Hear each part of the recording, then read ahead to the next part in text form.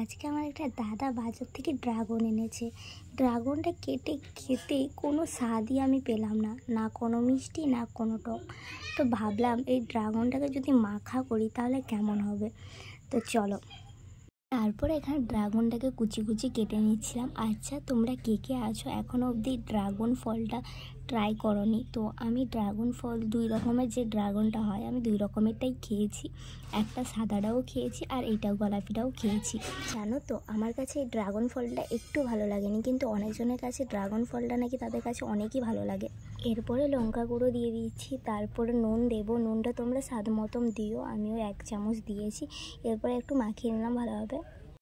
তারপর একটা লঙ্কাকে পুড়িয়ে নিয়েছি, সেই লঙ্কাটাকে ভালোভাবে দলে নিচ্ছি।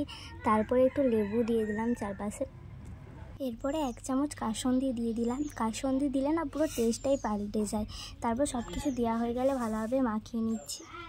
প্রথমে আমি টেস্ট করছি, তো আমি ভেবেছিলাম হয়তো এতটাও ভালো লাগবে না। তারপর মুখে দিতে সত্যি ড্রাগনের টেস্টটাই পুরো পাল্টে গেছে, খুবই ভালো লাগছে।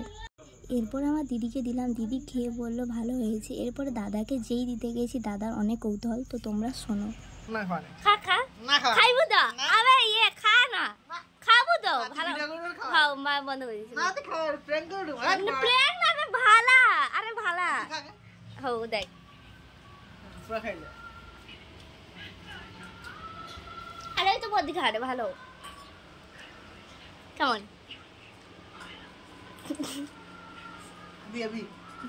না সবার জন্য না হেভি যাবো। দেখলে তো, আমার দাদা আমাকে একটুও বিশ্বাস করে না। তো তারপরে যেই সে মুখে দিয়েছে তার এত ভালো লেগেছে যে পুরো বাটিটা শেষ করে দেবে বলছে।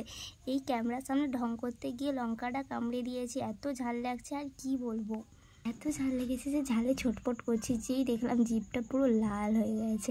তো খুবই ভালো লেগেছে। এরপরে দেখো পুরো ড্রাগনটা আমি শেষ করে দেবো। এরপরে যদি বাড়িতে কোনোদিন ড্রাগন আসে তাহলে তো আমি কখনো এমনি খাবো না, ড্রাগন মাখা করে খাবো। তোমরাও একদিন ট্রাই করো।